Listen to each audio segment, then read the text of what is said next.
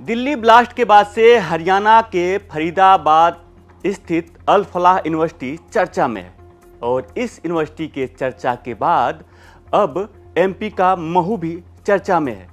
महू की चर्चा इसलिए क्योंकि इस यूनिवर्सिटी का चेयरमैन महू का ही रहने वाला है। 24 साल पहले इस यूनिवर्सिटी का चेयरमैन जो है वो महू से भाग आया था और अब 24 साल पुराने पाप उसके सामने आ रहे हैं। क्या है वो पाप, हम आपको विस्तार से बताएंगे। नमस्कार, मैं हूं आशुतोष और आप देख रहे हैं एमपी तक।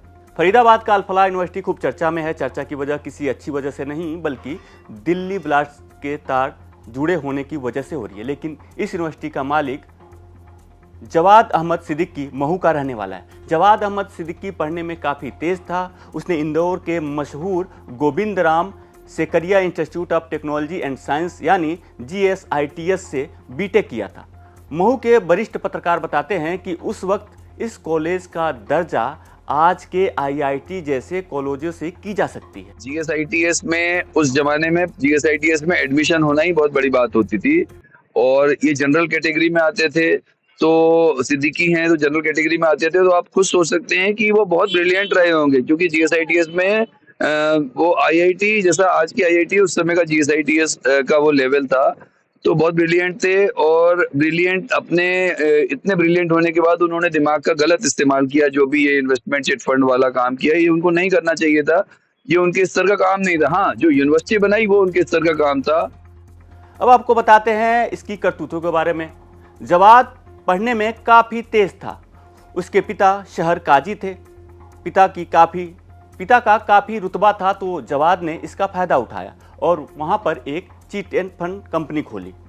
इस चिट फंड कंपनी में पैसों को डबल करने का लालच दिया गया। इसके साथ ही करोड़ों रुपए इसमें जमा करा लिए गए।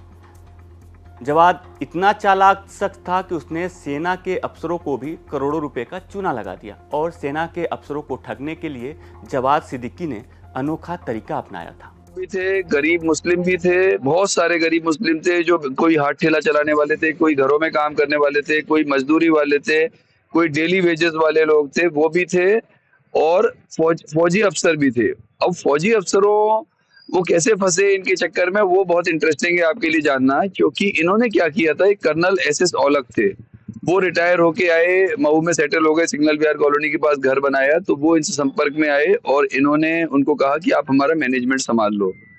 तो उनकी फेस वैल्यू से फौजी अफसरों ने, किसी ने 2 लाख, किसी ने 3 लाख, किसी ने 5 लाख, ऐसे उन्होंने पैसे उनको देने शुरू करे। और वो जो पैसा था वो बहुत बड़ा अमाउंट था फौजी अफसरों का भी, पर गरीबों के पैसे भी बहुत थे। और लगभग ऐसा कोई मोहल्ला नहीं था महू शहर का जहाँ के लोगों के पैसे ना हो, स्पेशली बंडा बस्ती। आपको जानकर हैरानी होगी कि जवाद के चिट फंड कंपनी में सबसे ज़्यादा निवेशक मुस्लिम ही थे और उसमें भी सबसे ज़्यादा गरीब मुसलमान, जिन्होंने अपना पेट काट कर जवाद की कंपनी में पैसे जमा किए। हालांकि जब जवाद पर निवेशकों के पैसे को लौटाने का दबाव बनने लगा तो वो फरार हो गया और फिर दोबारा कभी महू में वो नहीं गया।